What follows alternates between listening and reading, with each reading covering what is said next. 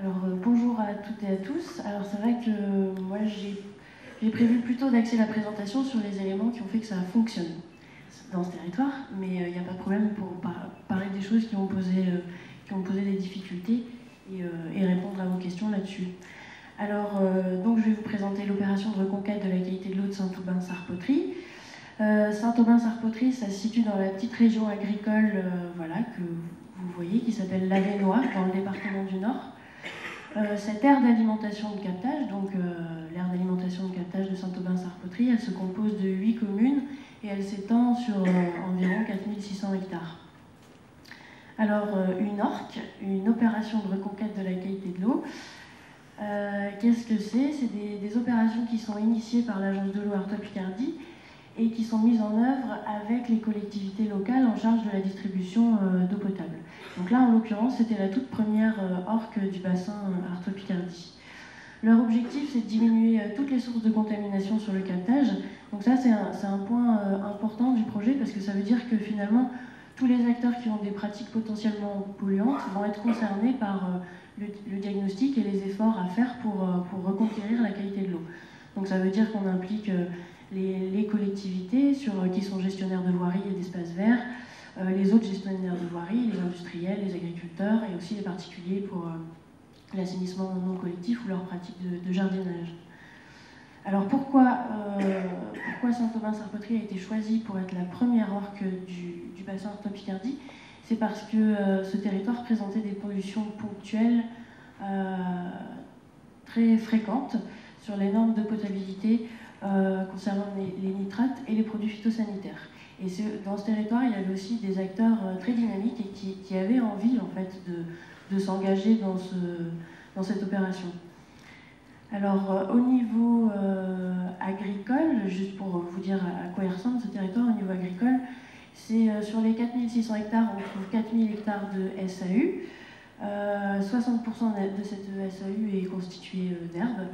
Et sur les 60 fermes de l'aire d'alimentation de captage, il y en a 2 tiers en lait. Donc on peut vraiment dire que c'est un terrain laitier herbagé.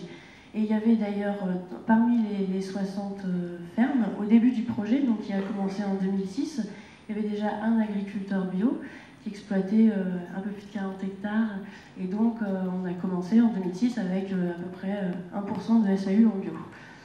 Alors le maître d'ouvrage pour cette opération de reconquête de la qualité de l'eau, c'est le syndicat intercommunal de gestion de l'eau, en l'occurrence il s'appelle Noréad. Donc c'est lui le maître d'ouvrage, le porteur de projet. Il a décidé à l'époque de constituer un comité de pilotage dédié à la réduction des nitrates et des produits phytosanitaires. Donc nitrates hors assainissement, ça faisait l'objet d'un autre groupe de travail. Donc là, dans ce comité de pilotage, on avait 2 cibles finalement, c'était les communes et les agriculteurs. Donc les communes plus particulièrement pour l'utilisation des produits phytosanitaires. Donc en fait, comme c'était la première opération, la toute première, il n'y avait pas de méthodologie formalisée. Donc on a vraiment pu, le maître d'ouvrage, en partenariat avec les autres acteurs, a vraiment pu créer sa méthode. Donc dans ce comité de pilotage, il a choisi de réunir des acteurs aux compétences complémentaires et nécessaires pour atteindre cet objectif de reconquête de la qualité de l'eau. Donc voilà, les acteurs, vous voyez leur logo sur le diaporama. Donc il y avait les acteurs de l'eau, donc forcément le syndicat intercommunal de distribution d'eau, Noréad, l'agence de l'eau, les acteurs du territoire, la région, le parc naturel régional de l'Avesnois et le pays Sambre-Avesnois. Les acteurs agricoles ont retrouvé la Chambre d'agriculture, l'association de développement agricole local, qui est une antenne de la Chambre, et le GAB Nord, donc le groupement des agriculteurs bio du Nord-Pas-de-Calais. Et on retrouve aussi la Fredon, donc ça c'est la Fédération régionale de défense contre les organismes nuisibles, qui a accompagné les collectivités dans leur démarche d'adoption de gestion différenciée des produits phytosanitaires sur les espaces verts. Alors pourquoi le GAB Nord a été associé à ce comité de pilotage dès le début? C'est qu'en fait, en 2005, le pays Sambre-Avesnois et le SAGE Sambre, donc le schéma d'aménagement et de gestion des eaux, avaient validé l'orientation de développer l'agriculture biologique dans leur territoire, dans l'optique de protéger la ressource en eau de ce territoire. Donc voilà, naturellement, on a été associé au comité de pilotage. Ce comité de pilotage, il s'est réuni pendant à peu près 1 an pour élaborer la méthodologie globale du projet. Donc tout a été discuté, parfois c'était compliqué, on n'était pas d'accord. Et donc voilà, on a fini en 1 an par tout valider collectivement. Donc la communication tout au long du projet à destination des différents publics, donc des agriculteurs, des élus ou du grand public. On a validé ensemble les événements de sensibilisation collectifs. On a validé ensemble l'accompagnement individuel proposé par la Chambre d'agriculture et Gap Nord, et notamment nos méthodologies diagnostiques, et tous les indicateurs qu'on retrouve dans ces 2 diagnostics ont été validés collectivement, quoi. Donc c'était un gros travail voilà, assez long, assez pénible, mais finalement, en 1 an, on avait construit cette méthodologie qui a bien fonctionné sur le terrain. Donc ça nous a permis d'avoir un discours cohérent et homogène, notamment entre agents techniques et représentants politiques. Donc ça, c'était vraiment important. Donc, pour les représentants politiques, le discours était très clair. C'était l'objectif, c'est vraiment reconquérir la qualité de l'eau. Il y a un enjeu très fort. C'est une ressource importante. Des captages ont déjà été abandonnés. Enfin, bon, voilà, c'est vraiment une ressource stratégique qu'il faut préserver. Ça, c'était très clair. Et l'idée, c'était que tout le monde devait faire des efforts. Donc, voilà, absolument tout le monde devait s'investir, et notamment la collectivité qui portait le projet. Donc, voilà. Et par contre, il était clair aussi sur... bon, voilà, on va demander à tout le monde de faire des efforts, mais on ne vous demande pas non plus de prendre des risques inconsidérés, quoi. Donc, bon, ça ne nous a pas empêché d'avoir des oppositions très fortes au lancement du projet, notamment du monde agricole qui avait peur qu'on lui impose l'agriculture biologique, ou qu'il y ait des expropriations, voire du boisement. Et finalement, ça a été assez bien vécu par les membres du comité de pilotage, parce qu'on n'a pas pris ça comme des oppositions de principe ou des agressions, mais comme des inquiétudes qu'il fallait voilà, prendre le temps de rassurer, pour donner envie à tous ces acteurs de vraiment, enfin là surtout les agriculteurs, leur donner envie de s'impliquer voilà, un minimum dans la démarche, quoi, de ne pas être en opposition frontale. Donc voilà, la diversité des acteurs dans ce comité de pilotage, le travail fort constructif qu'on a fait ensemble, ça nous a permis vraiment de faire un travail très dynamique sur le terrain. Tous les acteurs étaient bien engagés dans ce projet, et d'être crédibles. Finalement, on a gagné notre crédibilité par nos complémentarités, notre diversité, et voilà, cette méthode très cadrée, et notamment dans l'animation qui a été mise en œuvre. Alors voilà, la volonté politique était très claire. Ça, c'est forcément un point très très important pour qu'un tel projet puisse émerger et être mis en œuvre dans un territoire. Et bon, il y a autre chose dans l'implication des acteurs, c'est l'agriculteur bio dont je vous ai parlé, il s'est beaucoup impliqué aussi dans son territoire, puisqu'il s'est impliqué dans son conseil communal, il s'est impliqué dans l'association de développement agricole local, il a passé beaucoup de temps avec ses voisins, pas dans l'esprit d'essayer de convaincre à tout prix que la bio est la solution, la seule solution, mais vraiment dans l'esprit de faire comprendre son travail, ses pratiques. Voilà. Et ça, je pense que ça a fortement contribué aussi à créer un climat propice à la réflexion des producteurs, et à se dire bon, je vais regarder ce que c'est l'agriculture biologique, je vais faire un diagnostic, sans se dire voilà, d'entrée de jeu, c'est niette, moi, c'est pas pour moi, quoi. Donc, alors plus pratiquement, on proposait 2 diagnostics agricoles, le diagnostic de la chambre phytonitrate et le diagnostic du Gap Nord qui s'appelle performance et protection de l'eau. Même les noms des diagnostics ont été choisis dans le comité de pilotage. Et donc voilà, alors les agriculteurs, ils pouvaient choisir soit l'un, soit l'autre diagnostic, ils étaient gratuits et volontaires, quoi. Donc quand ils choisissaient les 2, par contre, c'était complémentaire, et c'était pas redondant, on ne demandait pas 2 fois les mêmes choses aux agriculteurs. Donc la particularité, quand ils prenaient les 2, la spécificité du diagnostic de la chambre, c'était d'étudier les pollutions ponctuelles et de proposer des aménagements du corps de ferme pour résorber ces problèmes. Et la spécificité du diagnostic du GALNOR, évidemment, c'est d'évaluer les conséquences techniques, économiques et environnementales d'une conversion à l'agriculture biologique.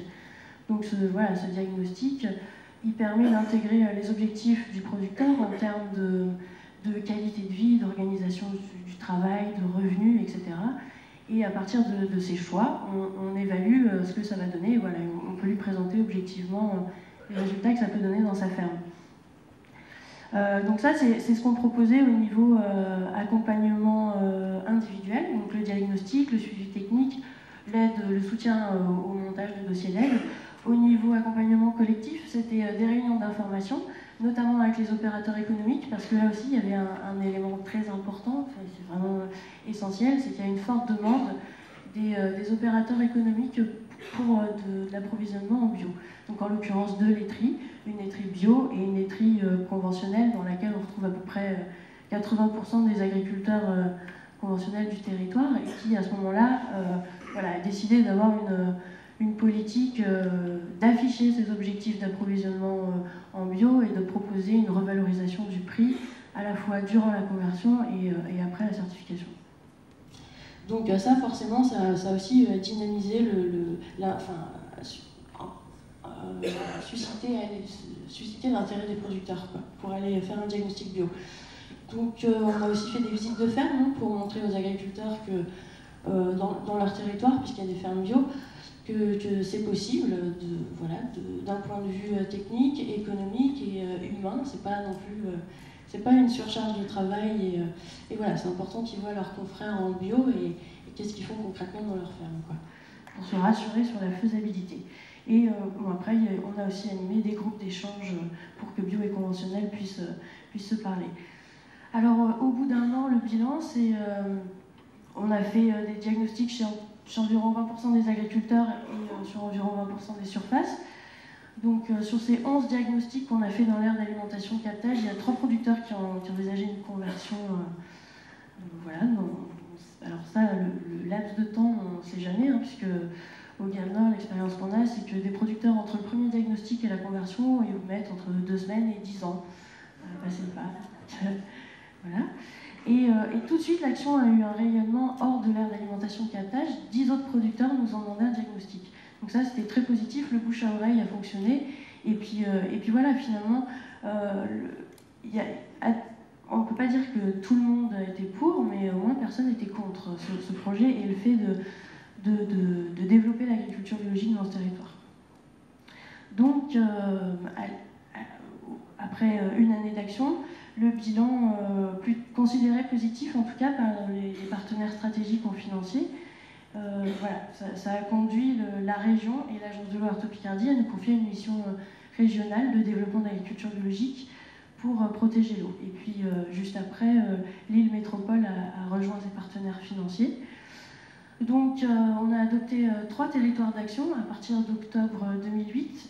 Donc là, oui, Saint-Thomas-Sarthe-Poterie, c'était vraiment la concertation 2006-2007, la mise en œuvre des actions sur le terrain 2007-2008. Et voilà, fin 2008, on adopte 3 territoires d'action pour une mission régionale. Donc ces territoires, ils ont été choisis en fonction de leur enjeu pour la protection de l'eau et de leur opportunité de développement de l'agriculture biologique. Donc un des territoires qui a été choisi, c'est l'Avesnois, donc la fameuse petite région agricole dans laquelle on retrouve l'aire d'alimentation captage de Saint-Thomas-Sarthe-Poterie. Donc là, c'est vraiment un changement d'échelle, puisque Saint-Thomas-Sarthe-Poterie, c'était 8 communes, 4600 hectares. Là, on passe à et 60 fermes. Là, on passe à 1500 fermes, 140 000 hectares. Donc ça, ce projet, ça nous a permis d'augmenter nos moyens d'animation et nos moyens humains d'animation, d'accompagnement sur le terrain. Donc ça, c'est vraiment essentiel pour créer cette dynamique entre les acteurs du développement agricole, les agriculteurs, les collectivités, etc. Donc, pour aller vite, en 3 ans, puisqu'on a commencé en octobre 2008, on a accompagné 37 nouvelles fermes dans une conversion à l'agriculture biologique. Donc, sachant qu'au départ, ils étaient 31. Donc, ça fait une augmentation de 119% du nombre de fermes en 3 ans. Et donc, voilà, en octobre 2008, c'était 1200 hectares bio. Et aujourd'hui, on est à 2925 hectares.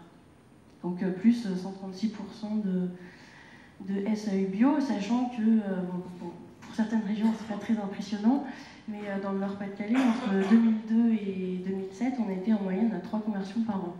Donc là, il y a vraiment quelque chose de particulier qui s'est passé. Donc voilà, et puis alors les acteurs du territoire ont aussi avancé dans leur démarche, puisque maintenant le parc naturel régional, à l'occasion de la révision de sa charte, a adopté des objectifs très ambitieux de développement de l'agriculture biologique, donc 30% de SAU bio en 2022 et 90% sur les aires d'alimentation de captage. Et le SAGE, donc le schéma d'aménagement et de gestion des eaux, l'a suivi dans son plan d'aménagement et de gestion durable. Donc le parc naturel régional a décidé, pour atteindre cet objectif ambitieux, de mettre en œuvre une gouvernance particulière dédiée au développement de l'agriculture biologique. Donc en l'occurrence, un comité de pilotage décisionnel et un comité technique voilà, pour la co-construction la co-construction du projet. Pardon. Et donc là, on en est à la première étape. Donc le parc naturel, enfin ce territoire est devenu site pilote dans le cadre du dispositif FNAB. Et là, on en est à la première étape, donc une étape de diagnostic du territoire. Donc on utilise la grille d'analyse des territoires qui a été élaborée par le comité de pilotage eau et bio qui est animé par la FNAB. Voilà, et en fait j'ai été troublée parce que j'ai oublié de vous dire un truc important, un élément important de la réussite de ce projet, c'est vraiment la méthode qu'on a élaborée et l'animation. Donc je vous ai dit que entre nous on était tous très complémentaires et les animateurs du parc qui suivaient l'action à l'époque étaient formés au dialogue territorial. Ça c'est voilà, une technique d'animation, de concertation, de médiation qui est particulièrement intéressante. Voilà, quand on est dans des projets comme ça qui sont forcément conflictuels. Hein, c'est sûr que quand on parle d'eau et d'agriculture, ça devient compliqué. Et ça, c'est vraiment une technique très très intéressante pour co-construire. Donc voilà, il y a plusieurs éléments qui ont fait que ça fonctionne dans ce territoire. Évidemment, la volonté politique, la méthode, hein, cette méthode très cadrée. On avait choisi les mots qu'on allait utiliser pendant les réunions. On avait essayé d'anticiper les freins, les blocages, les oppositions qu'on pourrait rencontrer pour s'y préparer et préparer aussi les représentants politiques qui ne sont pas forcément tous habitués à discuter avec le monde agricole. Il faut avoir aussi, en tout cas pour l'accompagnement vers l'agriculture biologique, des conseillers qui soient vraiment convaincus et motivés par voilà, le développement de l'agriculture bio. Des opérateurs économiques, forcément, hein, c'est indispensable. Et puis voilà, des moyens humains et du temps. Il faut que ce genre de projet puisse s'inscrire vraiment dans la durée.